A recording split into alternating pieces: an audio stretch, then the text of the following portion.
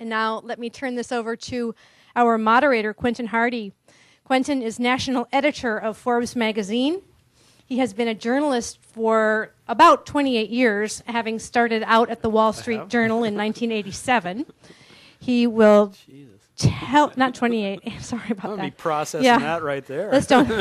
He will tell you that it is the best ever career, that he gets paid to find out about the world and then tell people what he finds. But before journalism took Quentin around the world, he trotted the globe for yet a different purpose. Believe it or not, he was a traveling salesman selling textbooks. And that wasn't his first sales gig. He once sold handcrafted puppets on the street in New York City at Fifth Avenue in Soho. And this gave him great sympathy with people who actually have to hustle for a buck. My basis as a business journalist is in the real. Like, people go out and ask for the check have a lot of respect from me. Yeah. So, Quentin, it's great to have you back on our stage. Everyone, please welcome respected journalist Quentin Hardy. Well, if I could figure out a way for 24 years not to pass, I would have taken that career, but it's been pretty good as it is. Now, we're here to talk about innovation tonight, and I want to just say a few words, frame that if I can, so we can have the most effective possible discussion. In both the long view and the short view, we are a people with a healthy obsession for innovation. I'll take the long view and drill down. If you look at us as a kind of a civilization, plenty of civilizations invent new things, but kind of uniquely, we focus on using innovation in the interests of renewal and improvement in our world, in changing radically or incrementally our systems, our markets, and our use of resources. We see ourselves reinventing ourselves again and again. It's interesting, innovation is a word that came out of the Renaissance period, and before that really hadn't been conceived of in quite that way. Now, as such, innovation is fundamentally about values. How do we change and improve our products, our processes, and ultimately ourselves to best accommodate the changing conditions we are creating in the world? It's a critical force for sustained improvement in our material conditions, and by definition, innovation is the only way we can solve the world's most pressing problems around energy, the environment, poverty, conflict. One thing for sure, if you've got a problem, you only compound it by keeping on the same practices as before. This suggests that innovation is particularly a challenge to large organizations because they have the resources to tackle the big issues. But innovation also has to start small, and at that scale, it's hard for big innovations to master them. It's a challenge to big organizations in that sense, too. How can a big organization with a lot of established practices and expectations internally and from the world take on the new and change itself in a healthy way? I hope our guests can help us with that tonight. Here in the Valley, of course, innovation is a particularly treasured practice. The 8 malcontents who got unhappy at Shockley Semiconductor went out to create Fairchild Semiconductor, which begat Intel and some 60 other companies just by those 8 people. And also the industry of venture capital, seeding more invention and innovation by funding new companies and also enabling them to join or create new ecosystems of economics and technology. But we seem to worry today a lot that we aren't innovating the way we used to. And, you find a lot of reasons for this. Maybe we're too fat and happy. Maybe we've become change averse. We don't embrace risk the way we used to. Maybe we're over-regulated. Maybe there's more competition, so it's harder. I actually wonder if the problem is that we're innovating at about the same rate, which was pretty good. There's just too many inventions to take on at this point. We feel somewhat overwhelmed by the number of changes, which is to say that we still have to adapt, but it's hard to stitch all that in, and we have to, at the risk of being somewhat redundant, innovate around the idea of innovation itself and think about how we can make this a healthy, conscious part of many, many aspects of our lives. I was speaking with a smart CEO in the Valley one day, and he said, companies don't go out of business or fail because they run out of money. Obviously they do, but that's sort of like saying a plane crashes because it hits the ground. There isn't a lot of information in that. Companies actually fail because they run out of ideas. They keep doing the same thing, and they're not reevaluating their processes. And his point really was 360 degrees they're not reevaluating their processes because we're getting information from so many sources. Nowadays, you have to not just think about product design and creation, you have to think about innovation or change or adaptation in terms of HR or food services, you name it, how parking is done. Everything needs to be doing it. And that's a very difficult thing to sort of stitch in as a cultural aspect. But lucky for us, we have with us tonight Mark Johnson. You've been introduced, but I'll make the introductions again. Co-founder and chairman of Innosight. Kaaren Hanson, vice president of design innovation at Intuit.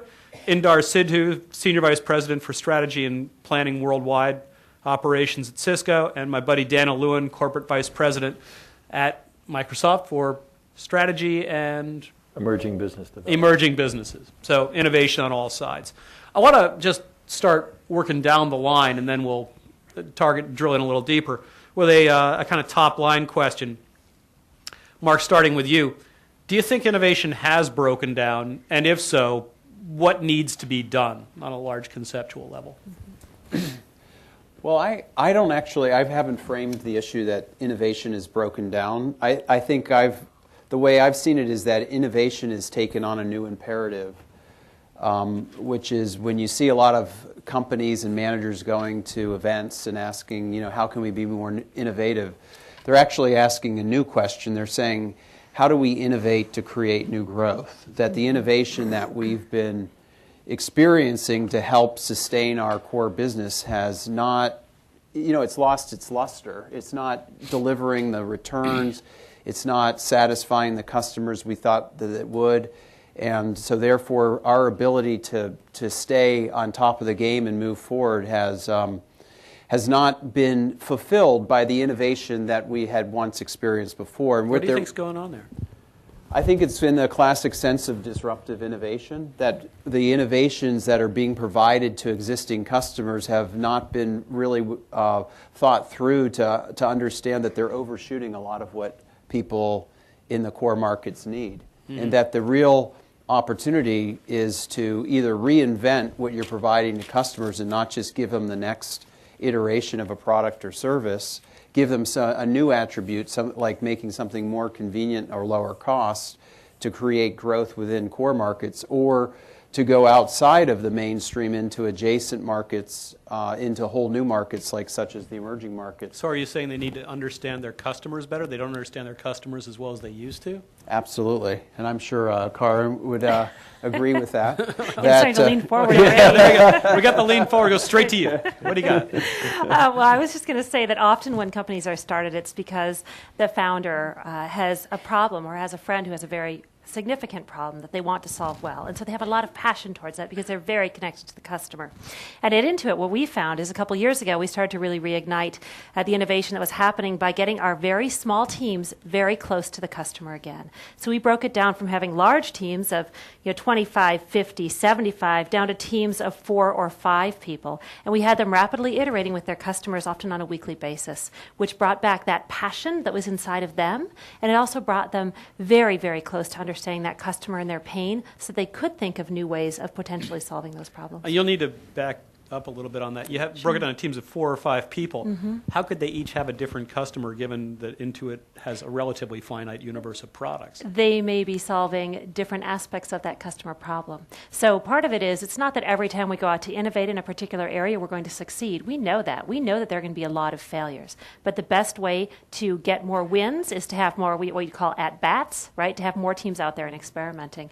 Now, I will say that we do have larger teams on things like the TurboTax code base, right? It turns out that taking the U.S. tax code and putting it into the back-end system. The 4 guys who do that. Exactly. That's more than 4 guys, especially with QA.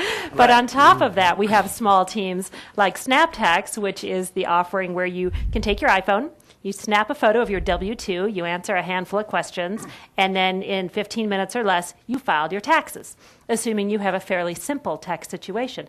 That was a team of 5 people that leveraged the TurboTax back-end engines, but they were out there innovating with their customers. So to circle back to my top question, has innovation broken down generally in corporate America, or did it? I think what happens is the older companies get the further they and their employees get from the customers, from the problems that they're truly trying to solve. And I think the further you get from those customers, the more innovation breaks down.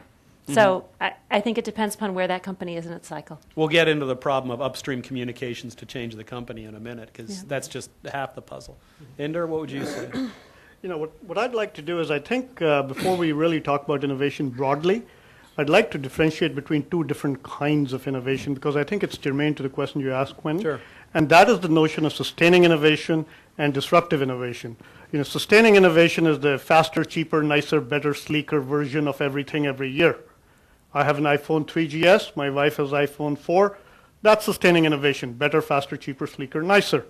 On the other hand, what Apple did with the App Store, what they did with the iTunes Store, what they even did with the retail store in this industry is disruptive innovation, where fundamentally where money gets made in the industry gets changed around.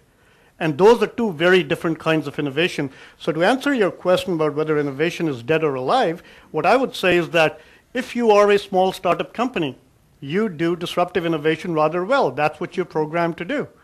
But you couldn't do sustaining innovation if your life depended on it, because you haven't built the install base and you haven't developed that skill set. On the other hand, if you're a large company like ours or yours or many of the ones represented in this room, it's very hard to do disruptive innovation, because everything in your DNA is programmed to actually not do that. I mean, I can tell you at Cisco, our investors and our shareholders and even our executives sometimes don't really want to do disruptive innovation because we're addicted to the profitability that our business has created, even though sometime in the future that might cause a problem for us. Our employees don't always want to do disruptive innovation because they want to operate in their comfort zone. Our customers don't want us to do disruptive innovation because they want us to build the faster, cheaper, better router, very similar to the one that they're used to. So I think it's hard for companies that are large to do disruptive innovation, and that, I think, is one of the core things that we have to really figure out. And the second point I'd make, Quentin, is that if you can figure out a way to do disruptive innovation and sustaining innovation both, and if you can get a multiplier effect between the two, then you can get some extraordinary returns, and that's something that we've experienced certainly in our business, is that when you get those two engines working, kind of in a flywheel effect where each reinforces the other, great things happen. Because it's not that disruptive innovation is necessarily, it might be more sexy, but it doesn't mean sustaining innovation is not required. You need both, and if you can get that multiplier between the two, great things happen. Well, what's wrong with being addicted to the profitability of existing products? They're profitable. There's nothing wrong with it being addicted to the profitability of existing products, but if it takes you down in a particular direction where you're continuously moving farther and farther away from getting disrupted at the low end, that could be a problem. You could get isolated. It might blind you to the changes in the world around. It blinds you to the changes, and you might paint yourself into a corner. You know, some of the work, for example, Mark, that you've done along with Clayton Christensen has really pointed out how if you basically get so addicted to profitability, you kind of protect your near term at the expense of your long term. So you'll make a lot of money in the near term, and then you're going to really get disrupted by somebody from the bottom in the long term. And that is the main reason why most companies get disrupted. That's the reason why you got entrepreneurs in the room. Daniel, this is never a charge I've heard leveled at Microsoft, of course. Which the idea charge? of being addicted to certain profitable products They're at good the to expense have. of seeing the larger context They're of the very world. good to have. They're very good to have. Especially in large quantities. Sorry, man. Yeah. I think the frame of reference that people brought to the table is interesting, and maybe I'll comment relative to the way that we approach sort of that spectrum. I mean, clearly there's the core innovation around, if you will, sustainable and existing product lines, and the promise that you keep with your existing customer base, and in our case with Windows clearly at the core, that's a long-term compatibility commitment that we make. Very different to juxtapose. You brought up Apple, where about every 3 years it's good that you have a new machine because the old stuff doesn't run anymore. So again, there are benefits on both sides. I got that. That was a right. That's okay. I grew up at Apple. It's a good place to be. Spent my formative years there. But my point is, it's just different approaches. Sure. And so the model of sustaining compatibility and a promise that you make it puts you into that dilemma, as people have so well written about. But at the same time, inside of Microsoft, there's a plethora of new approaches to doing both disruptive and fundamental new invention. And we approach it in various ways. Most people know we have a lot of software engineers, on the order of 40,000 or so. But at the same time, there are 850 people in Microsoft Research, of which all have PhDs, of which all are furthering the state of the art in their discipline, of which all do exactly what they want to do, not what we tell them to do, but they're hired in the domain of areas that we find interesting and believe are important to our future. Yeah. Right? So within that frame of reference, there's this very long-term view of fundamental invention and idea creation, and then the process, and we've got multiples, which we could talk about if people are interested in, of how you pull that into existing core product lines. Things like we've done to improve reliability of Windows over time with this core update capability, which came out of search, or what was done most recently with Connect, where all the sensor and vision technology, some was developed, some came out of research, and some came from an acquisition. Well, of course, R&D is formal change. R&D is saying, disrupt us, and we have a process to stitch it in. Right. That has limitations as well. True. I was going to ask you, Daniel, so related to that, 10, 15 years into Microsoft Research, would you call that a success or a failure? Oh, absolutely a success in various ways, not the least of which is the impact on the product areas where things have been integrated into both existing product lines and disruptive new things that are new businesses, but also into what we would consider sort of the virtuous cycle of the intellectual property framework upon which our whole industry has been built, which is this regime of research in the universities being done, sponsored by governments and others over time, and then that process of turning the crank and contributing back to the university community for sponsored research and things like that, which we do unabashedly, and we don't control the IP. But I think R&D is, a formal means to disruption. Right. And as such, has a place, particularly in the financial and organizational model of the company. Sure. And that tames it in a sense. And I'll tell a story, not as a knock to Microsoft, but it's illustrative, and I could point to every company, including my own, in a similar way. In 2002, I did a cover story on Google, and I called up a large company in Seattle about this search thing, and they really couldn't get back to me about search and how it was important. And eventually, after 2 months of asking, and I was like, this is a really big deal. You guys should look, the search things. They got somebody from research on to talk about desktop search. And that was how they were conceiving of search. And I was like, you really, this isn't where I'm going with this. It's web, and advertising-based web search. And the issue was they conceived of the world around the desktop. Sure. Forbes has had a similar problem. Sure. And that's, conceiving the world as being continuous with your earlier process. Oh, sure. Everybody does. So how do you get that kind of awareness of change stitched into a company? Well, it's pretty fundamental. The question, which business you have to pick the businesses you want to be in. Particularly since the street doesn't reward you for company, it. The number one challenge is to decide which businesses you're going to be in. Yeah, That's basically what they can do. And if the choices are not there to be in that business, then you miss it and or decide to enter later. Well, there are leadership challenges beyond that. You have to figure out ways to stitch it in correctly through other leadership. But Inder. Can I speak to that? Because I think that there's some very instructive and very useful lessons from Microsoft, because I think they've done a lot of things right. But at Cisco, we were actually faced with a similar challenge, which is we've got a ton of mainstream businesses that are very, very profitable. Sure. And when you try to start something new, all the antibodies come out and they try to smother it with so much love that they crush it and they kill it, right? So what we had to do is we had to actually literally go to the bunker and create a separate unit for internal incubation called our Emerging Technologies Group.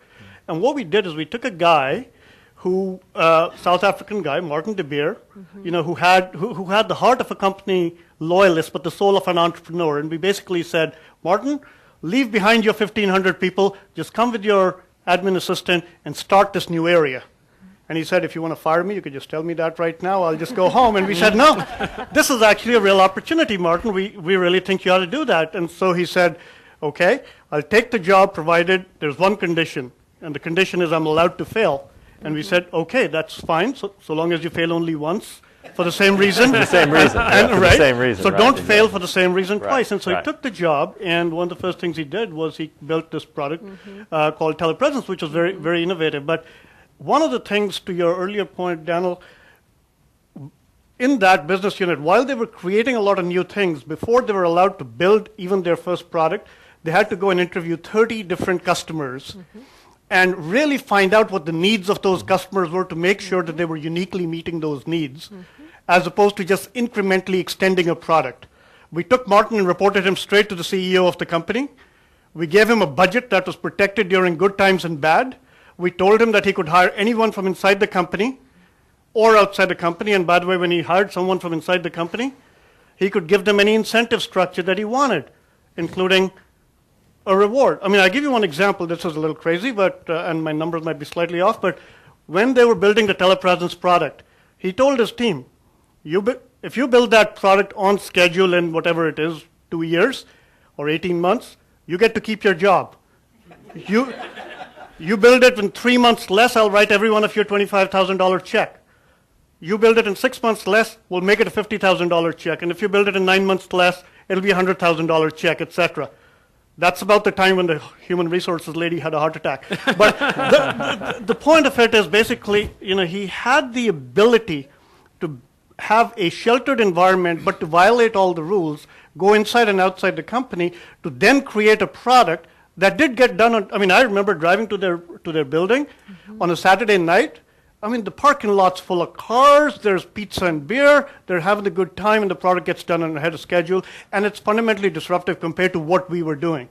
So I think if you get the incentives right, and you stay close to your customer, and you let the systems kind of take care of themselves without getting overly intrusive into them, you could actually come up with some pretty good disruptive innovation, even within the context of a larger company. How visible was he to the rest of the organization and to Wall Street while this was going on?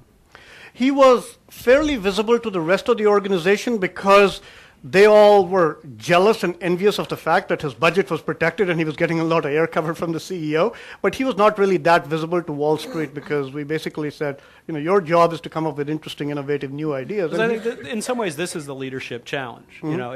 Change on both fronts is really not rewarded up front. People say we love change, they don't, and the street really doesn't love change. Right. Both your companies are doing very innovative things. The street is not rewarding them. And it takes a very, very strong, clear leader at the top to stay that course and not do the things that people like for the next quarter. But Mark, you want to take I want to talk about leadership a little bit. Well, it'd be leadership and taking innovation definition to the next level, because I think it's relevant to figuring out what's really happening with the challenges in incumbent organizations. So in my parlance, disruptive innovation is relative to the market. So a disruptive innovation is an innovation that, compared to existing offerings, provides something that is cheaper, simpler, easier to use. It offers up new attributes of performance of which the market can value. Whether or not the corporation that's providing the innovation actually has to disrupt itself to deliver. So, classic example I describe in the book, and have a gentleman here from, at least formerly from Procter & Gamble, is Swiffer. When the Swiffer was introduced as a consumable in the mop category, it was hugely disruptive to mop manufacturers because it completely changed the game. But it was very sustaining to Procter & Gamble. It was very enhancing because it leveraged existing consumables branded business model. But it was a game changer, and it completely changed the industry and what it provided as an innovation. It was still challenging for Procter & Gamble, not so much because it was changing the culture of the organization or it was something that was disruptive to existing products and services.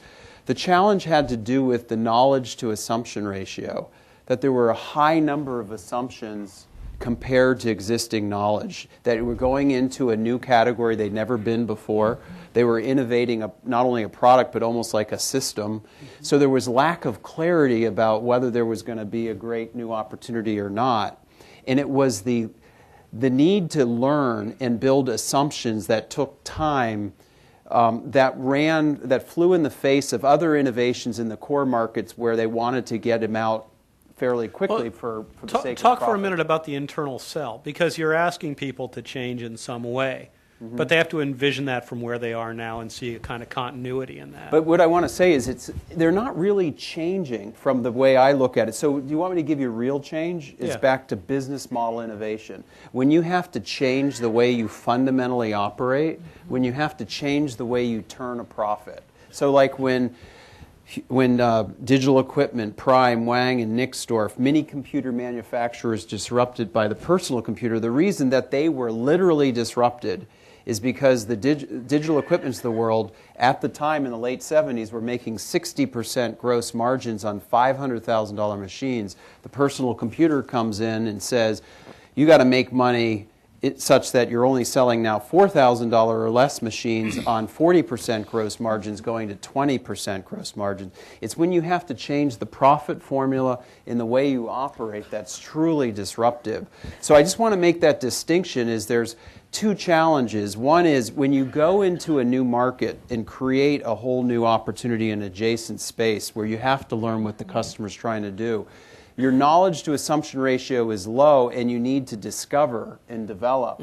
But you're not fundamentally changing the organization. You're just in a mode of learning and discovery, but you could ultimately leverage the existing business model. If you go further away to where you're changing the whole operating paradigm and how you create a profit, that's truly disruptive to an organization, and that's where you do really need to separate out and be ready to create a whole new business model because the whole nature of making money What's the operating. successful sell around a whole new business model?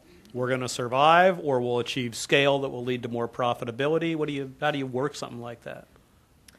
I think that the market is changing, that if we don't change with it, we are going to be disrupted, we will not right? survive. And we never worry about being disrupted by the big companies. We worry about being disrupted by the little guys, right? And the way that we think about it, we don't actually have a separate business unit that we fund to do the innovation. Instead, we talk a lot about horizon planning, and we use a slightly different definition than that in HBR. But effectively, we talk about our H1s, which are our core businesses that provide the bulk of our revenue and the bulk of our profitability. We have H2s that are rapidly growing, that really provide the revenue growth that we're looking for. And then we have our H3s, which are ideas that have a lot of potential. They're not making any money yet. We don't expect them to make any money yet, right? We're looking at very different metrics around those. We're looking around metrics around, basically love metrics, right? Like, do our customers really love it or not? And we expect every single one of our GMs to have a portfolio approach across these Horizon 1, Horizon 2, and Horizon 3 offerings. What do you find effective? Large messages from the top, incremental patterns of behavior. How do you instantiate this so that it's successful? The way we do it is through the questions we ask and through the operating reviews. It's always great. What % of your resources are in your H1, H2, and H3? What are the metrics for the H1s, the H2s, and the H3s? So it's really clear. People know where Very to point. clear. Okay. I think also, Quentin, just to add to that, I think if you're going to fundamentally cause people to go on a different trajectory from the one that they're on, they either need to be inspired or they need to be scared. You can inspire them with a lot of vision, or you can Is that paint fear and greed? or you could paint the picture of a burning platform and say we're going to all go down. And Okay, it's greed and fear. yeah, greed and fear. I mean, those are it because fundamentally, when you net it all, There aren't a the way lot of down- things in this world. Yeah. Yeah, There you go. I think vision works better. Vision works better if, but there are instances where it might be too late to inspire people with vision, right? I think most of you might have read the recent memo from Stephen Elop to the rest of Nokia describing how they are in a burning platform kind of a situation where there's a battle of ecosystems going on and they're fighting a war of devices, right? It's a whole different game. So he had to paint that vision and take some actions as a result of that. So I think that was more burning platform as opposed to If Chambers did that inside Cisco, how would that go over? I think Cisco is one of those companies that generally does well on the positive side in terms of being inspired by vision. Yeah. And I think that's because companies over time develop a certain kind of DNA. And but I think that there have been instances in our history during the dot-com bust, for instance, where things got pretty ugly and we had to actually take some drastic measures, including laying off 15% of the workforce, et cetera. So But I think you actually snap back out of it, back to, most people either get inspired by one or the other, right? And you go back to what is your native mode of operation. And for Cisco, that's to be led by inspired leaders. Now, Daniel, if I were to, from the outside, a couple of big innovations I can see at Microsoft involve NUI, gesture stuff that you're doing now, or XML leading to cloud stuff. Right. Are those formally articulated? Do they kind of grow up inside the organization? How do you introduce those kind of ideas? Those are very valid touch points, and both go back quite some time. XML goes back to 1997. Before I got to the company, there was a small group of people paying really close attention to what was going on with startups, for the most part. And at the end of the day, the IT industry, as we know and love it, and most of us here are representative of it, was about, I would say, small I and large T. A lot about the technology and a little bit about the information.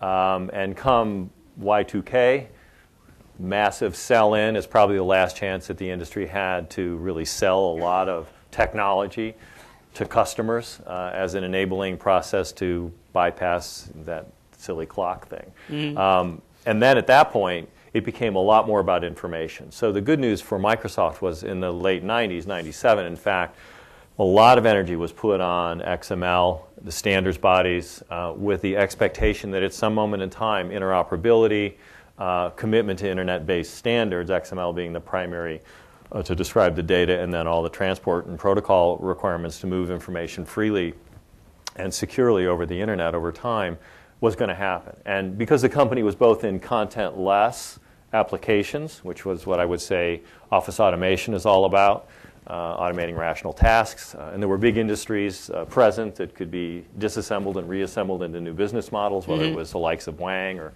others that were building these machines that were very expensive and just re-engineering it around a new model. The belief was, the data was going to get set free, content rich, and so that's this whole XML.net initiative and revolution. So people really were planning for that a long time before it became clear in the market that it was important and needed to be re-engineered. It has enabled you to have... Yeah, it's a strong basis to enter the enterprise market. Most people, we have this sleepy server and tools business inside of Microsoft that in 15 years is a $15 billion business. Yeah. And it's all around servers and tools that build this infrastructure stuff.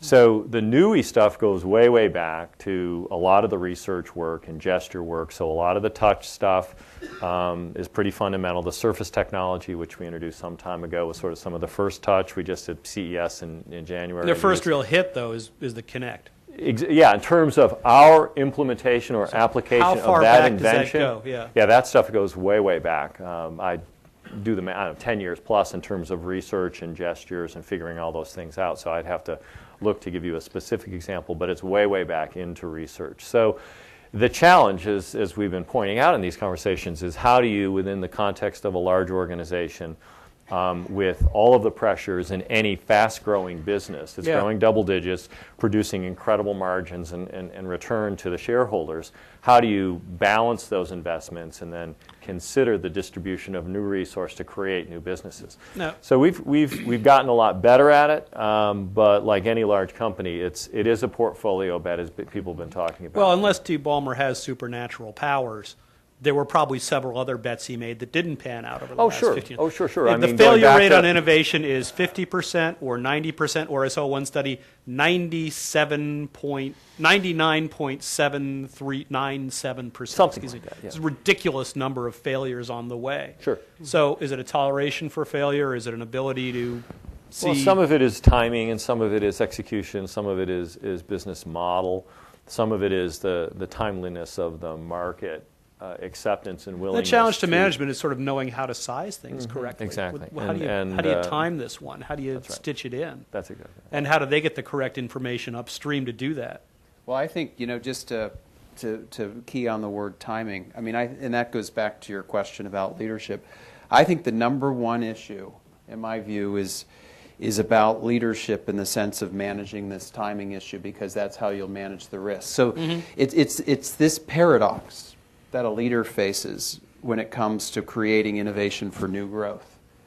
on the one hand, leaders are asked to allocate resources towards things that will sustain the growth, and they have the pressures of Wall Street and quarterly earnings. So if you're a $50 billion company, and you want to grow 10%, you're looking for $5 billion. So innovation projects where the proposal comes in and says, the first couple of years we're only going to make $1 million, do nothing for that, that need to satisfy the growth objective. So there's an impetus in the organization to say, we're going to give you a lot of resources and infrastructure because an expectation is created to grow that fairly rapidly. But by creating the innovation structure that way, you're taking incredible risk. So a lot of times these things don't get funded or what have you. If you go the flip side and you say, well, we're going to process this as this slow, manage this over time so that we can learn and test our assumptions, you won't meet the quarterly growth expectations, but you will manage the risk because you'll be patient for growth, you'll start small, and you'll be able to test and learn. And what a leader needs to do, and I'll say this quickly and then I'm done, is back to doing both, is that he or she has to be able to say there is going to be a set of things that are not going to hit for 3, 4, 5, 6, 7 years out. But they will be our opportunity for the future to see around corners. And so if you manage the process the right way, then we can be more successful at innovation. Right. Kaaren, you want to say something? Yeah, I was just going to say that we actually try not to rely on our managers to decide if the time is right for something to go forward or not. We try to rely on the market and the data from our customers. So, for example, in India, we went after a space where we found that farmers were having difficulty, paying their bills, and many of them were actually committing suicide, right? So a small team, again, 4 or 5 people, went out to study the farmers and to understand what was going on. And it turns out, if you narrow the target to farmers of perishable goods, such as tomatoes, when you look at them in rural India, they often are able to go to one market or to another, right? They can't go to both in one day, so they'll typically choose one to go to. Once they get to that market, they work with a Mandi agent to get the price for their tomatoes.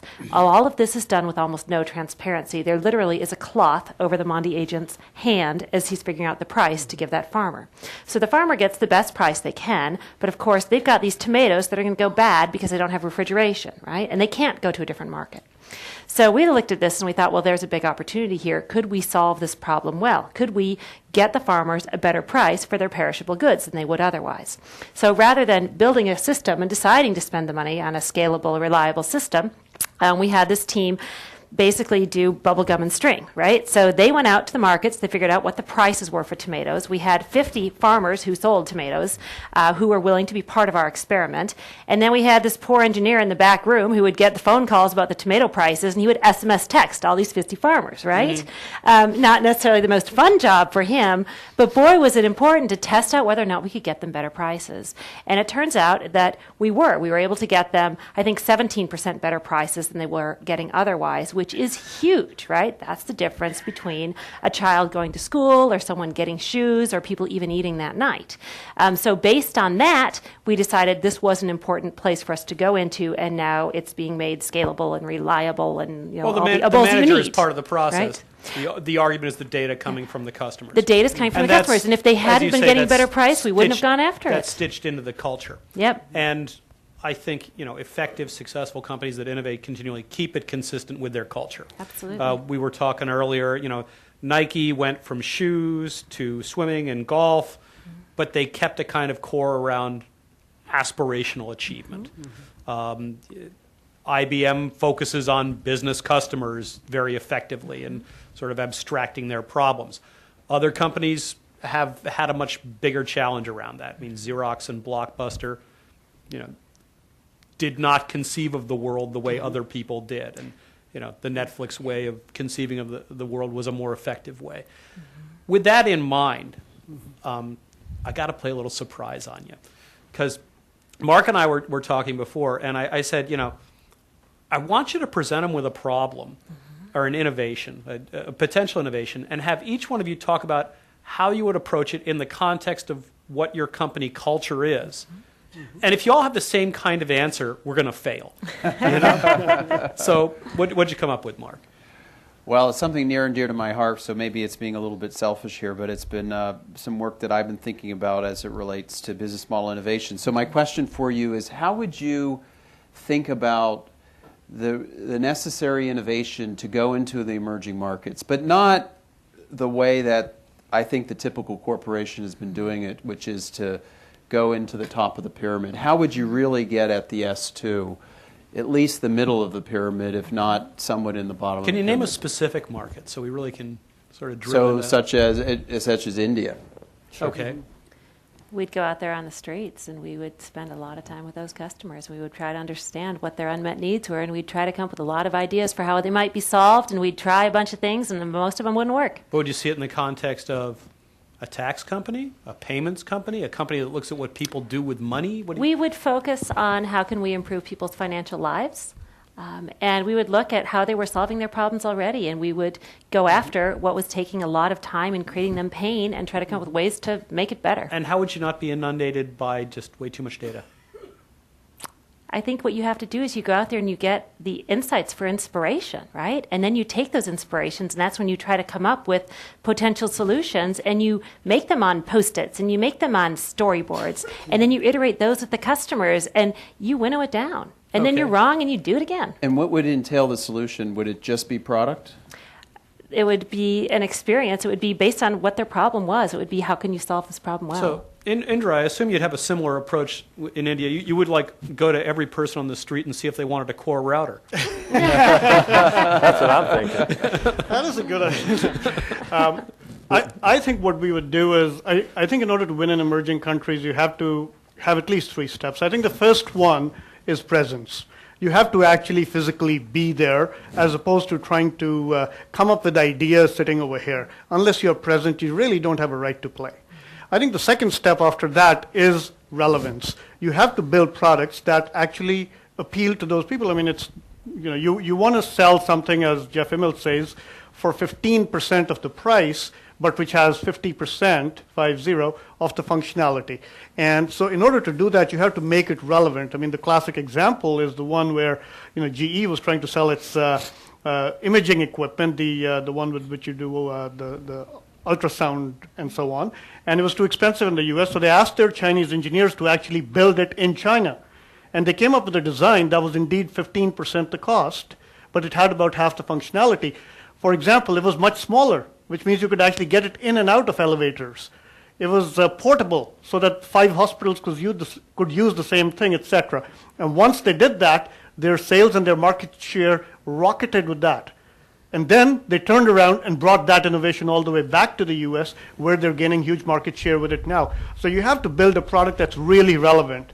And then the third step, presence, relevance, the third step, I think, is really, certainly for a company like ours, to cause some degree of transformation.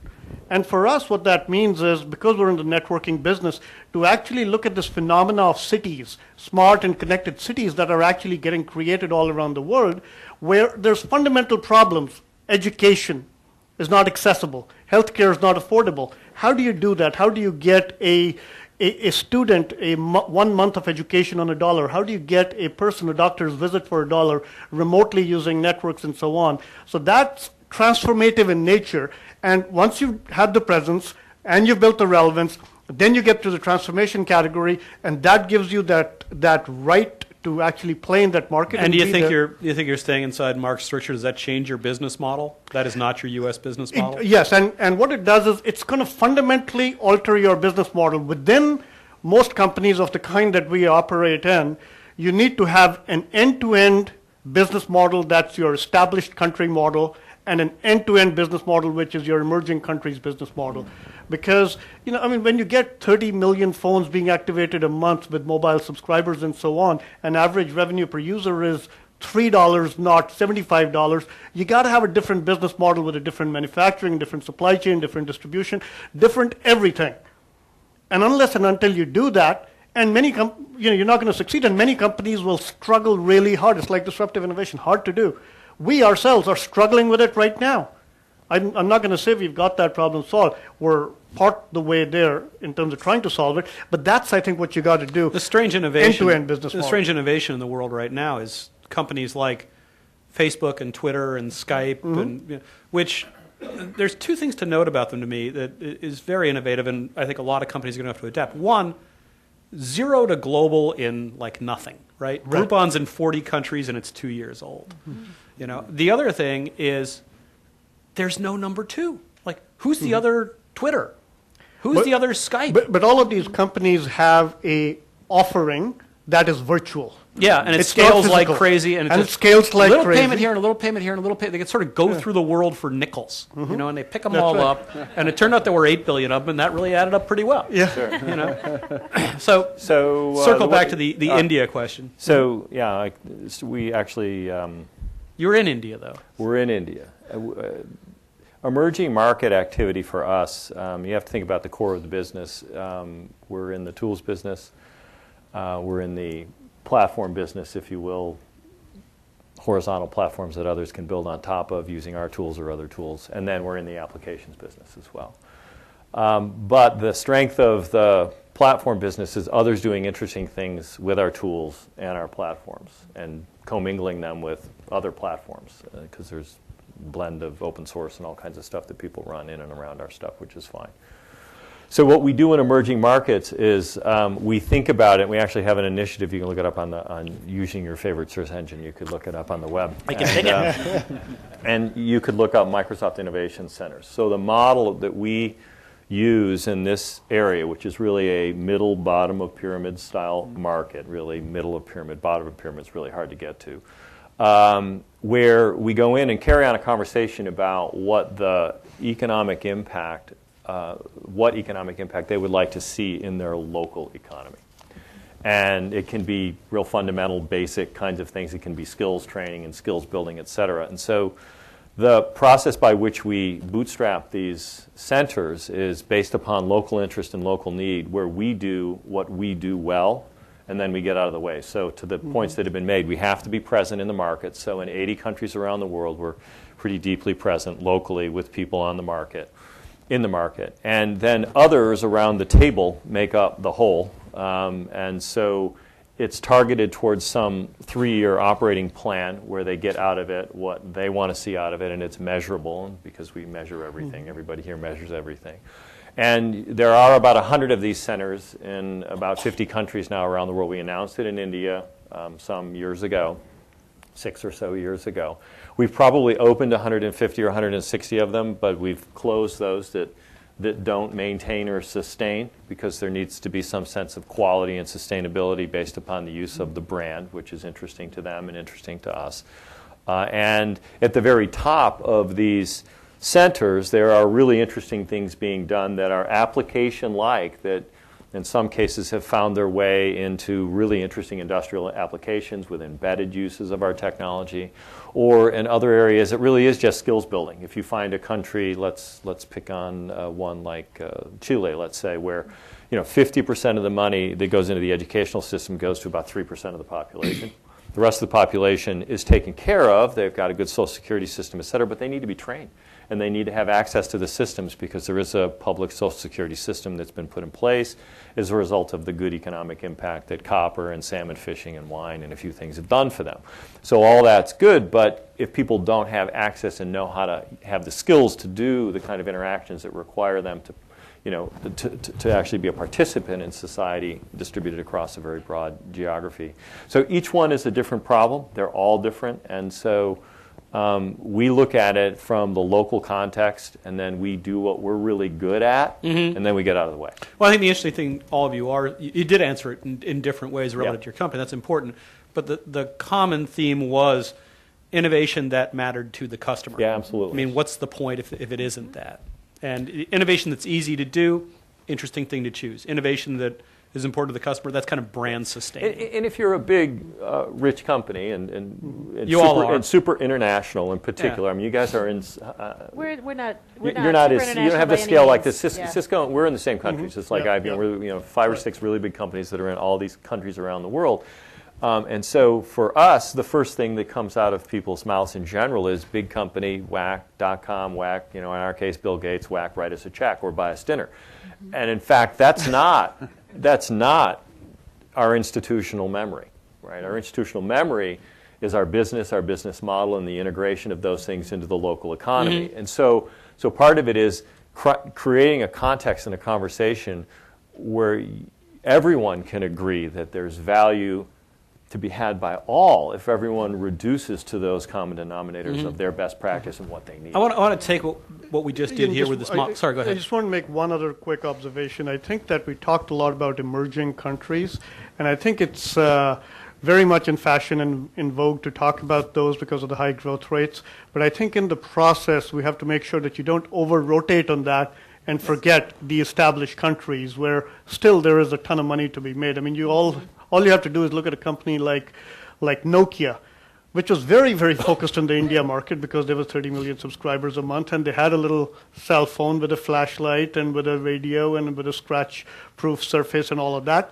But in the process, they took their eye off the ball in established market, and then RIM and Apple and everybody ate their lunch in the smartphone market, etc. So you have to make sure that you do both sustaining, both established and emerging countries. And like the GE example of the ultrasound machine, if you can actually succeed in both and use one for the benefit of the other, then you really get a very good multiplier effect. Okay, well, I'm going to put it to you since you interrupted me. But pegging off what we talked about just then in terms of, change but consistent with who you are and what you do, I want you to, now let's take it out into the audience, then we'll have some Q&A, where I'd like each of you to point to something you think will be disruptive for them, for the audience. And let's not just do cloud, because that's too baggy, a little bit more specific if you could. Okay. So what's a great disruption that people will be talking about a year or two from now that they ought to start thinking about? So I guess we're not allowed to say cloud, mobile, consumer, or apps. It's in the world already. So, if they write that on a whiteboard tomorrow, it's going to get hated. Yeah, so I think that there's two or three. I think I'd say design, cities, and analytics. Those would be the three. I know you asked for one. And by design, what I mean is because the whole world is moving to a series of connected services, continuous services and connected devices, as Ray Ozzie calls it, you're going to need very, very cool devices that appeal to users. That's interesting. And speed of learning is a huge issue. Is a huge issue, right? So the toughest thing to hire for in the Valley right now, as far as I can see, is good UI and UE people. Right, and therefore design, Kaaren. I mean, it's going to be. I think design is going to be super important. I think cities are going to be super important because that's where 80-90% of power consumption happens. That's where the bulk of humanity's hopes are built, et cetera, and so on. And how do you make them intelligent, connected, smart, et cetera? And then I think the power of data. I think that we in the technology industry have been so all consumed with the transportation of data, with the manipulation of data, that we sometimes forget the inherent value embedded in the data in the form that gets unlocked through analytics. That's where companies like IBM, companies like Microsoft, many others are really focused. And I think that, to me, I think those three are big things that people are not talking about as much. You got to read my story in the next Forbes. What do you got? Got kind of data angle going on. Just personal opinions. I do think that health, and I think personal health. Personal health. Yeah, sensors. I mean, in general, I just think it's about sensors, and then it does boil down to, it's big, buckets of information for sure, publicly available and related, but whether it's biogenetic. But I think the personalized approach in the next 3 to 5 years is going to be the most interesting thing, because I think you could start to, with people opting in to expressing with sensors sort of personal medical information, I think you can start to see insurance and preventive health and all those models starting to morph. Those chains will tighten. And I think, just as sort of a personal belief, that there is a treasure trove of real opportunity given the social situation that our society here in the U.S. and I think all societies eventually will face, which are these moral dilemmas over time that come about as a result of healthcare systems. So I think that's the most interesting thing. And then I'd love to see more things going on in education because it's my personal interest. And there are some interesting things going on that I find fascinating, like the Khan Academy and what Salman Khan is doing, things like that. But health is the one that strikes me because there's a huge return at a societal level. That's at our fingertips right now. Kaaren? So I think a couple. One is I think the barriers to entry for starting a business are going down surprisingly quickly, right? So when you think about the cost of hosting, the cost of storage, even getting talent, diverse talent, that's really amazing. And we're seeing a lot more different kinds of small businesses as a result. I actually agree with you on the data analytics, although I would say, again, as a psychologist, maybe a little biased here, but I think the most interesting aspect of all of this data are getting the behavioral economists in to come up with theories and to get really interesting insights that your standard data scientists may not be going after. I agree. And then finally, I would say that geolocation and really understanding people's context and where they are is providing us with an enormous amount of information. And we're going to be talking a lot more about that next year. Such as where your teenage daughter is during the party on a Friday night. Yeah. Well, that timed perfectly. Let's take a few minutes of questions. Do people? Sorry. Oh, Mark. I'm sorry. It was 8 o'clock. I'm on a tight schedule. So I'll say it quickly. I'd just like to add to Daniel on the healthcare side, and I just frame it just a little bit differently, which is I think what you're going to see is the site of care move, from the hospital to the outpatient clinic, to the doctor's office, to the home, in technologies that enable that movement. Yeah. Is going to be what's disruptive, which is going to reduce the cost of care and increase convenience. And you could do the same thing from the caregiver side, things that move it from the specialist to the doctor to the nurse practitioner, to the caregiver at home. The story on your partner we recently did, I'm sure you saw. Yep, Yeah, exactly. We did a cover on his partner, Clayton Christensen, and very quickly, what did Clayton go through in the course of a couple of years? So let's see. Well, he's had type 1 diabetes for the last 30 or so years. Then he had a heart attack. Then he had follicular lymphoma, kind of cancer. And then most recently he had a stroke about a year ago. And he's doing pretty well. And he's doing pretty well. And has a whole lot of ideas about medicine. Absolutely. You really ought to check out. The guy's got some brilliant thinking there. But let's hear some brilliant thinking from the audience. Questions? Sir. Sanjay Marimadaya. I do Yes. new business incubation at HP. The question I have for the panel here is that what kind of direction do you give in big corporations when you get these people on innovation? You look at Amazon, from a consumer, they're now into enterprise, from cloud computing, and Apple reinventing into the consumer space.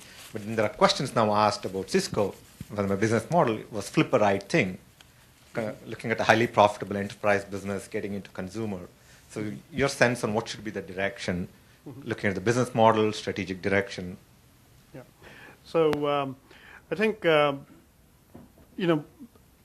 one of the fundamental tenets of innovation is that you should be willing to fail and fail early and fail often, because unless you're willing to do that, you're never going to have the risk appetite to do truly great things. And in that vein, of the 140 or so acquisitions that Cisco has done, some are going to be successful and others less so. I think consumer business for us is an interesting one, where we are trying new things and new ideas and so on and so forth. And Flip is in that vein. I mean, it's an interesting acquisition where, since your question was specifically around that, where we've learned a lot, right? Who would have known that in the camcorder business, Cisco would have #1 market share, greater than the other 3 second, third, and fourth player combined, and so on. But the real benefit is not just that market share or the value you get from it, but some of the learnings associated with that as you get into the video business and so on and so forth, right? So I think those are some of the learnings. The one thing I'd say, to your point about how do you do sort of the decision making around innovation, for us, I think we've tried to be very open in terms of our open innovation model. I'd just say that, right? Because we've got 24,000 engineers. Probably 20,000 of them work on sustaining innovation, just building the better, cheaper product every year. And more power to them, because we need a lot of them. But then we've got those who actually want to get the $200,000 check that Martin DePiero was handing out in the internal ventures. But then we don't stop there, because we say we've got to go outside the company as well to keep this innovation engine alive. And for that, we've got this model of spin-ins. We go out, we look at what are the best innovative models out there, and in a very unemotional way, we look at the best ones, and we try to spin those back into the company. Well, we're a data networking company that entered the voice market through spin-in, we entered the storage market through spin-in, we entered the computing market through a spin-in. And in all those cases, what we're doing is we're basically working with an entrepreneur to make sure that we reduce their risk, but get their innovation and integrate it in a manner that benefits customers in a truly commercial way. Okay. And then, of course, we do a large number of actual acquisitions. So what we're trying to do is maintain this open innovation type of a model, which balances sustaining and disruptive innovation together, so that we can always try to do the right mix between those aspects. Next question. Good evening. I'm David at SAP. I have a question for Inder, an organisational question, going back to your anecdote about the telepresence business. How much of an impact did that little business unit have on the category before it was brought back and regrafted onto the Cisco body, and what did the antibodies do to it at that time? The Tandberg business was actually very beneficial in two ways. One was in and of itself. It's a large business now. It's multiple hundreds of millions of dollars, and it got enhanced with things like Tandberg, etc. And when it was sort of brought back in, we call that mainstreaming. I think you're referring to it as grafting back on. So we mainstreamed that back on, and it's had a dramatic impact, because when we're talking with our customers, they can actually see that product, they can relate it. I mean, let's face it, CEOs, CXOs, they don't look for inspiration in a wiring closet, right? So we needed to get something that was out there, but then it creates a tremendous amount of drag for our mainstream routers and switches. I mean, I've never sold a telepresence deal where it didn't go with a big network upgrade. So it's dramatically uplifted the conversations, and it's dramatically grown the business. But I will tell you this also, that telepresence would not have gotten to market as quickly if the sustaining engine hadn't created Call Manager, which was already there in most of the Fortune 500, which allowed it to work quickly. Mm-hmm. Next question. So I'm curious if you have any perspective on innovation as it relates to how we work. It wasn't 10 years ago where teleworking or telecommuting and open workspaces was innovative and new, and today there's this new trend called crowdsourcing. I'm curious if you have any exposure or opinions as it relates to crowdsourcing and how we work as it relates to innovation. Well, can I jump in? I'm going to tell my freelancer.com story. Yeah. I talked to the CEO of an outfit called freelancer.com. They now have 2.5 million people worldwide just bidding on jobs they'll do. I'll do this job for this much. People say, I need this. They bid up. And it used to be about designing web pages. But now it's about designing semiconductors, or it's about designing models of engines, all sorts of things. I need a tractor under these conditions. What am I bid? And I got to say, footnote, the bids are really low. And it's leading to all sorts of interesting organizational behavior. The CEO, this applied to me. The CEO said he bid out to have a blog post written. And he got a bid back, write it for $10. Little footnote, I charge more than that, or I need more than that for my running room. But there was this woman, Selena in London, who would do it for $10. He liked his results, bid out again. Woman in the American Midwest said she'd do it for $6 and offered up as her portfolio. And portfolios are very, very important in this world. You show your work, and that's how you get hired. And in her portfolio was the blog post that Selena in London had written. Well, so the CEO, having access to a lot of information, looks into this, and it turns out that Selena in London is two guys in Mumbai who have realized that they can, spoof being a British woman and get a higher price. And their English actually isn't so good. So they then subcontracted to this woman in the Midwest who's getting paid $4. Okay, that's the world. Two guys in India are subcontracting to the Americans for $4. And $6 for her is a 50% raise. That's a model of the world to come in many ways. Quick teams formed for specific discrete tasks. The guy you want to be in that is the person who organizes the team. You want to be the management layer as quickly as possible. Anybody else want to jump in? Can I give a quick example of crowdsourcing? Also, something that we actually use. When we created this emerging technologies group, we wanted to get ideas from people. certainly because we didn't have all the ideas. So we created a prize, $250,000, which is a lot of money, to anyone who could come up with a good idea. And we got 2,500 entries, 1,100 new ideas, 104 different countries. And the prize was not only $250,000, but you also got to then come work for Cisco and start that business as a business unit. And it actually worked so well, we were actually trying to do it again and again every year. I think some other companies also have a similar approach. Netflix $1 million prize. Yeah, we have internal auctions. Same thing, yeah. Yeah. Next question. So I had a question about primarily disruptive innovation. I think one of the things we talked about, and I think we've kind of brushed over a little bit, is who's the customer and who's the market. And so one of the questions I have in particular is when you start thinking about what you're going to do with disruptive innovation, the question is, who are you really targeting and identifying that marketplace? Because a lot of companies that are established will look at analyst reports, but if you're looking at an analyst report, the market's already been factored for you. So how do you go about defining the market and making sure it's an attractive opportunity? That's a really good question.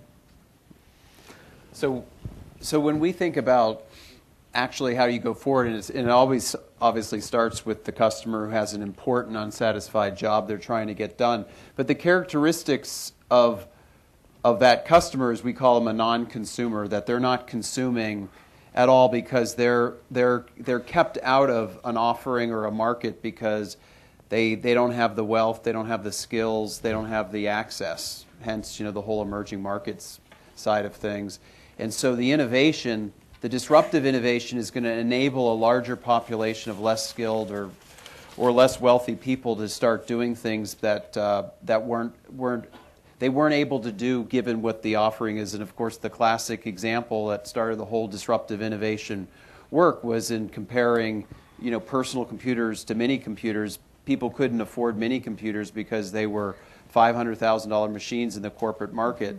The personal computer came in as a toy and enabled a larger population of people to do things for themselves. So it's the targeting of non-consumers with the mindset of enabling them to do things because they couldn't afford it or they didn't have the skills in the past, and then zeroing in on what are those specific jobs, those consumer insights that you were trying to get done to be able to target them. Given the urgency and the likely failure rate, I suspect you have to have many, many things going on at once. So the trick becomes having a lot of touch points that are good feedback loops and not expensive to run.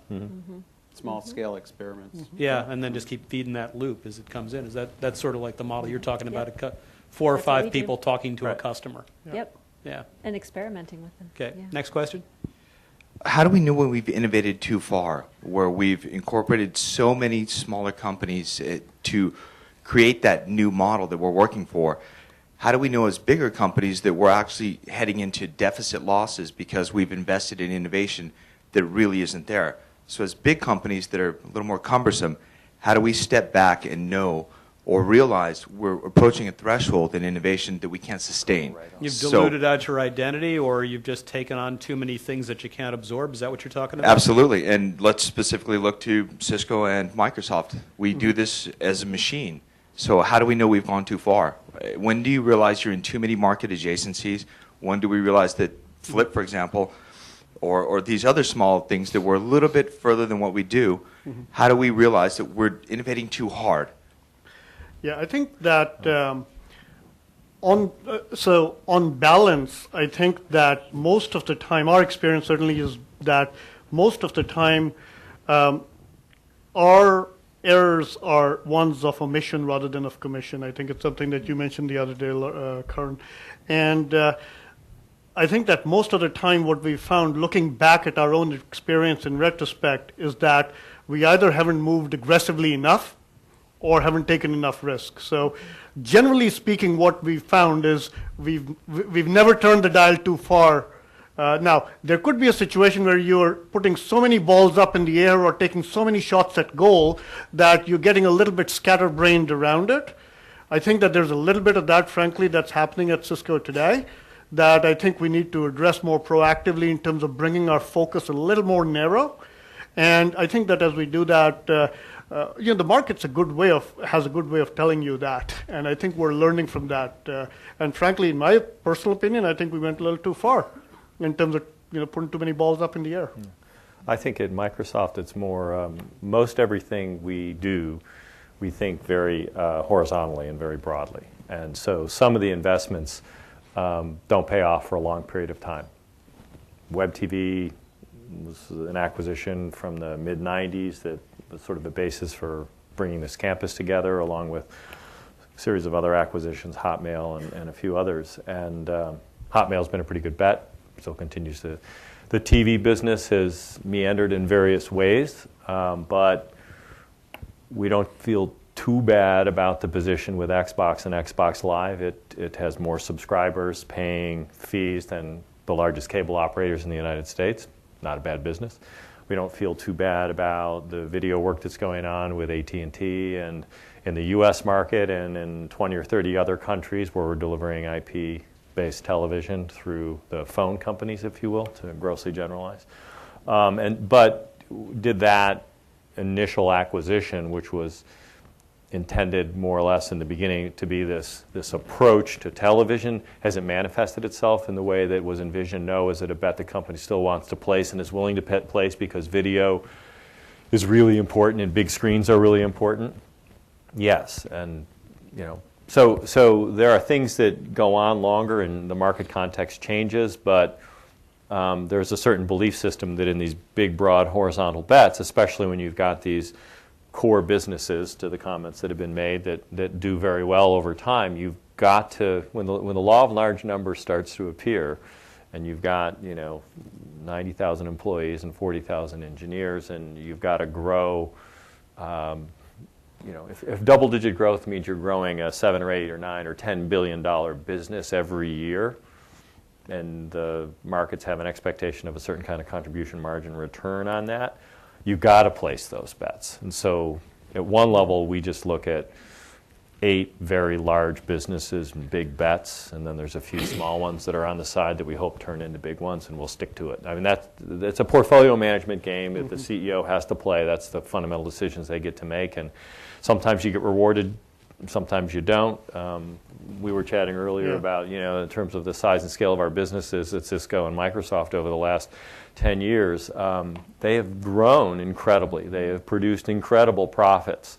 Does the market respond the way we'd like it to? Not necessarily, but do we think, if you step back and look at it all from a vantage point of a CEO or an executive staff member inside of a big company, what other bets would you place? You have to do these things. So the point is to endure. It's really hard. Yeah, you have to endure. Right? Sure. Can I just add one, just so that it's not only about the bets you place to be careful of, but it's how much innovation headroom do you have in your core market too? Yeah. That there's a risk in trying to always be ahead of the competition. Right. That you can over-innovate and overshoot what the customer. And then you destroy your base. Then you destroy your base, and the word for that also is commoditization. Right. That you see commoditization taking place, but yet innovation is still marching forward because you're trying to beat the competition. Race to zero is not a fun one. And the points have been made earlier. You do think about that, about whether it's the blogger that's posting for $10, but somebody's really making $4, and there's arbitrage in the middle. It's interesting how, to your point, Mark, sort of Apple actually does this quite well, right? Because you look at the iPad 2 and you say, why doesn't it have this, and this? So they can have because they're saving it for iPad 3. Right. Right? That's right. And they do it very well. It's very deliberate. And it's going to be shiny. Next question. Hi, Uday Gajendar. I'm Principal Product Designer at Citrix. One key concern that I have, by the way, great panel, wonderful array of topics when it comes to innovation from a business model perspective, technology perspective. But I'm actually really concerned about the design perspective and what it means to incorporate design thinking when it comes to innovation at a large scale strategically, but also tactically when you're trying to experiment and prototype and so forth. Any thoughts around that? Yeah. Kaaren? Yeah, I'd say we actually rely heavily on design thinking. I actually had lunch with Catherine the other day, Catherine Courage over at Citrix. But yeah, we've brought it in. It's absolutely core to how we innovate. I think as a company, we started by focusing on the customer. And from design thinking, we've also brought in the last 4 years, a heavy emphasis on going very broad in our thinking before going very narrow and experimenting even more rapidly than before with our customers. We have a number of mechanisms or levers that allow us to do this. One of them is we've integrated into our leadership training and development programs. So we're going after the mushy middle of management, if you will. We have innovation catalysts. Their managers promise me 2 days a month their time on an annual basis. We give them significant training, and their job is to get other people to use design thinking on their projects. Some of our most successful offerings, our most successful innovations of late, have had at least one, if not 2 or 3 innovation catalysts associated with them. For example, that SnapText offering that I told you about, that had 3 innovation catalysts out of the team of 5. The product that came out of India, the Mobile Bazaar product, that actually was led by an innovation catalyst as well. And then at the very top, of course, we have Brad, who's our CEO, and Scott, our founder, who are very much strong advocates of this. And we actually spend a significant amount of time at Brad's CEO offsites, at our officers' offsites, actually using design thinking with them to help them solve any problem that they've got, which is how we keep our top leadership aligned as well. I think more and more, the terminal, whatever the end-use device is going to be in a potential state because so much of the software is upstream in a data center. You know, that iPhone, is that a book? Is it a phone? Is it a GPS? Is it a chess game? That, you know, tablet, whatever, you know. The question is, what do I need in the moment? What's the experience I have to offer? So the accessibility of design becomes even more important in that case. One other observation I just want to make about sort of design is, you know, most of us coming from Silicon Valley think of design and innovation as sort of product design and so on, and we think that innovation is largely technology-centric. But I want to go back to an example I think you used earlier, Mark, about Procter & Gamble and the Swiffer. That was a disruptive innovation for them. But one of the biggest innovations, maybe a design innovation, how I would characterize it, by Procter & Gamble in the area of laundry detergent was laundry detergent compaction. That's a fancy word for saying, can you pack twice as much powder into a liquid format? And you might say, gosh, you know, that doesn't sound very innovative. But when you really think about it, consumers love it because it's easy to carry, easy to pour, easy to use. The retailers love it because it takes a lot less shelf space, so you can sell twice as much per unit. The transportation costs are half. The environmentalists love it because it's less impactful for the environment. So that's a design innovation which normally as engineers, you know, we may not have thought about, but which has huge impact all the way down the chain in terms of a new kind of almost sustaining innovation from Procter & Gamble. Absolutely. Next question. Yeah, you guys talked a lot about the failure rates of innovation. So the question is, when there's a failure, how do you separate the horse, the rider, and the trail? How much is the management of the team versus the market? How do you avoid being the goat? Well, no, how do you learn? I mean, what's the market? How do you reward the learning from failure? How can failure become, as a video game guy said to me, I love being in this business because in video games, losing is part of the point. You know, it's part of the fun in a video game is you lose and you try it again. And I wish I could just stitch that into more of my life, you know. So how do you make losing fun? Well, I mean, I think the first thing is if we were talking about really coming up with a whole new business approach, the only thing you know about that approach is it's going to be wrong. So it's guaranteed to be about failure in the sense that whatever you're going to ultimately do, you're going to be iterating off of. So it's not so much about failure, it's about not learning from that failure and making the course adjustment that's necessary. And so how do you get the right environment to allow for, you know, the mid-course correction, or perhaps even more difficult for companies is to kill these innovations early. Part of the problem with failure is correctly judging the data. You know, was the product wrong, or are we in the wrong communication with the customer, or are we sensing the data? Like, wins are easier to see the success. So to that point, you know, back to Procter & Gamble, A.G. Lafley would call it transactional learning. So that to really be able to have the data, to know what went wrong and to be able to discern it, you have to have it in market, and you have to test, and you have to go in a foothold in a pilot where there's a transaction to make it happen. And then I think as it relates to then who takes the blame, I don't think it's framed that way anymore. It's about what did we learn from this situation? Did we have the data understood so that we can decide and make a good decision whether to kill this project whether to step on the gas or whether to make a major course correction.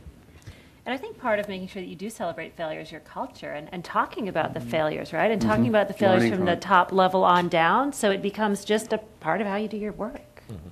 All right. I think we can take 2 more questions. One. All right, so I think I got both of them. So, All right. You're innovating in the role of question asker. Absolutely. See, I learned from you. There you go. So I have 2 questions. The first question is really around, again, disruptive innovation. We talked about it a little bit, but my question is, how do you encourage disruptive innovation in a company? The reason why I'm asking this is, you mentioned earlier that it's about reducing cost sometimes, and Kaaren, you mentioned sometimes it's about listening to the customer and solving a pain point.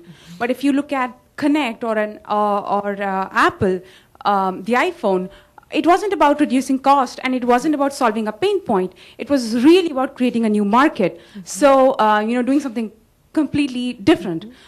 So my first question is, how do you encourage that? My second question is, not Forbes, but there were other magazines like Business Week and Time that mentioned that the cause of recession was actually lack of innovation. That we are actually feeding off of the innovations made in the 80s, and because there's lack of innovation, it, of course, was the cause of recession besides the subprime mortgage. So I would like to know your comments. If you think there's been a lack of innovation, send me an IM about it.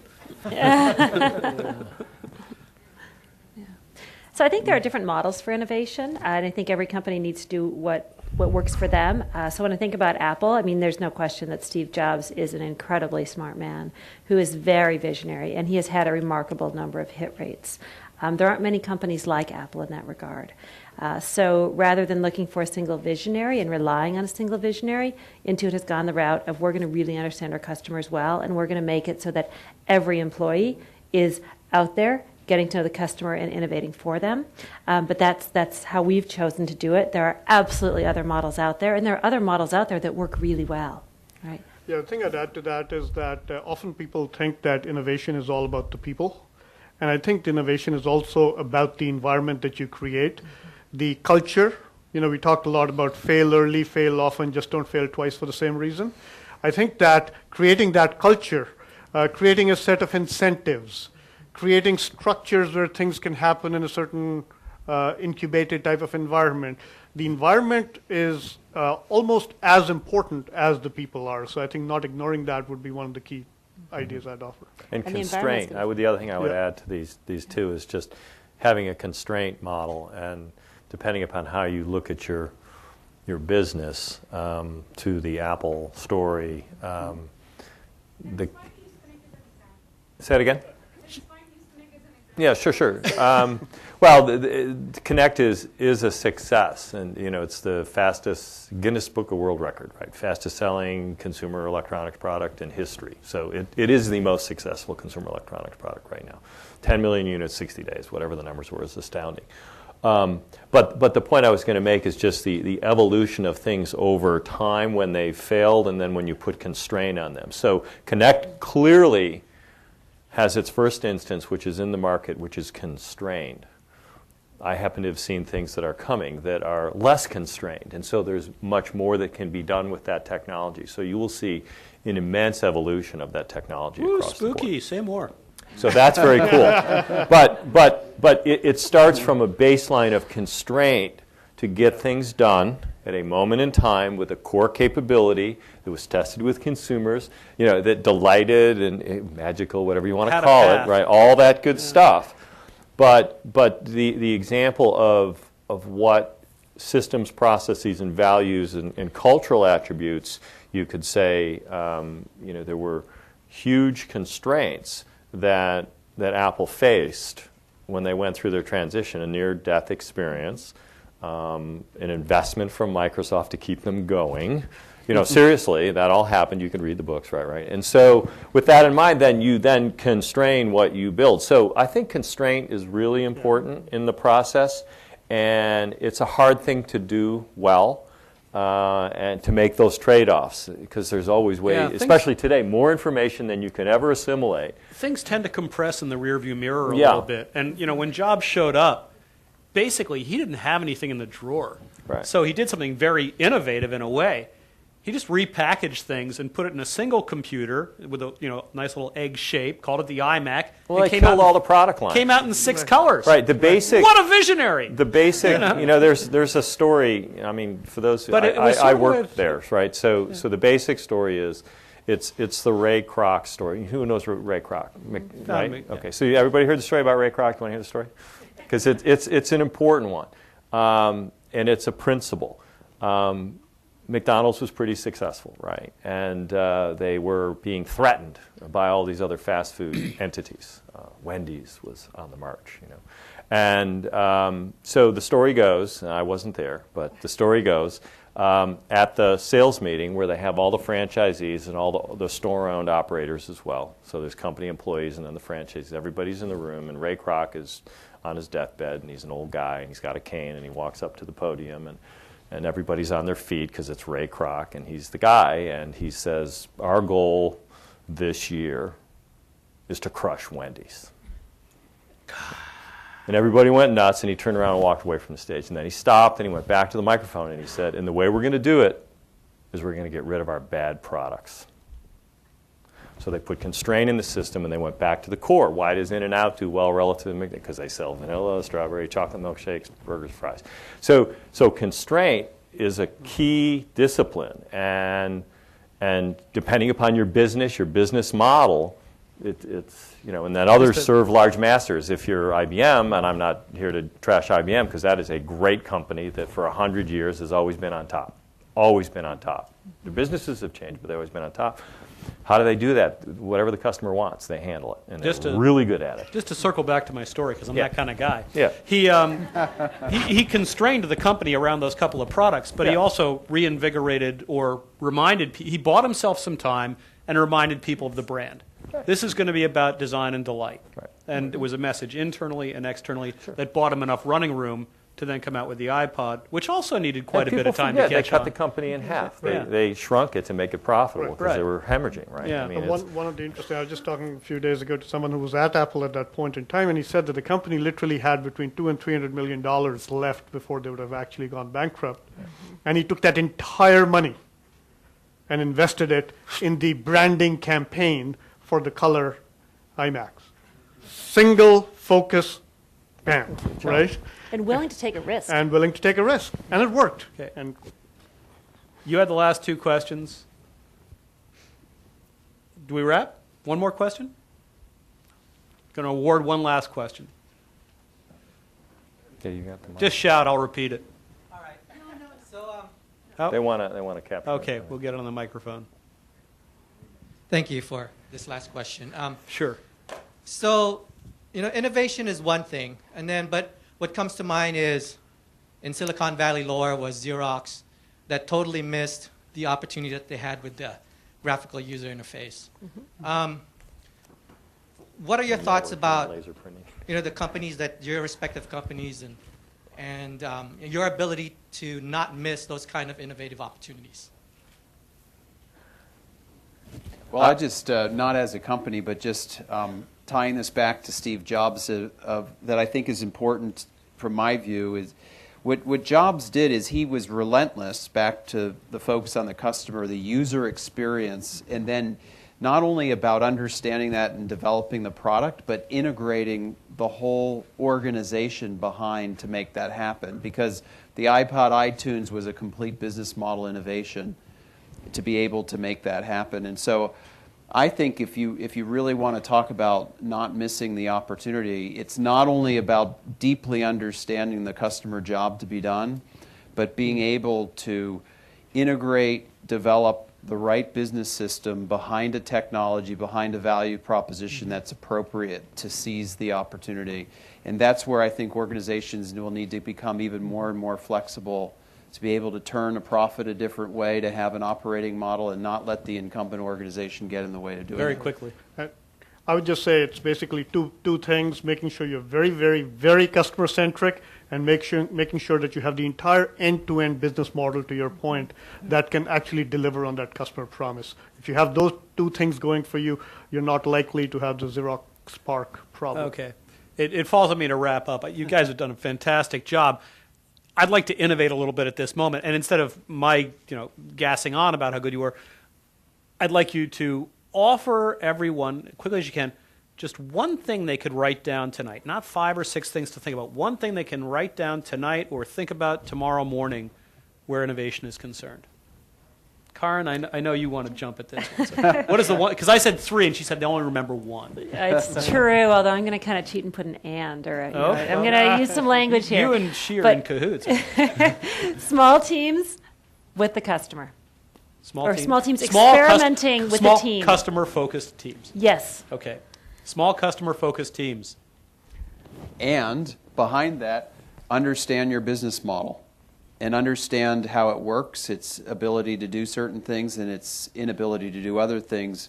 And if you understand the fundamentals of a business model, you'll be able to innovate appropriately so that you can address this user experience. Can I tweak that to be able to explain your business model to yourself? Yes. Know thyself first. Yeah, okay. You're a good editor. Yeah. I'd say get a multiplier effect between doing sustaining and disruptive innovation both, and make sure it's not just restricted to the technology side, but also the business model side. Okay. I'll just go with the Gretzky thing. You just have to be thinking about where the puck's going to be. How do you do that, though? Well, you have to have a sense of where you are to begin with, and that's knowing yourself. I think that's the cornerstone of it all, and that gets down to your market position and who your customer is, whether it's an enterprise, who you're really selling to, why are they really buying from you. You'll only learn from the people who buy from you. You won't learn from a loss report. So really knowing those who are invested in your success with you, and so I do think it boils down to knowing where you are and where your value prop is. And there's a bunch of really good pieces of work from yours and others that have been written over time about that. Regis. Okay. Yeah. So I'm going to boil it down. I crowdsourced my summation. Small customer-focused teams, be able to explain your business model to yourself, sustain innovation that feeds disruptive innovation, and seek new information. Go out and touch the world. That's 4. If you can keep those in mind, write down the one you like. We have been of service to you, and that is my delight. Thank you very much.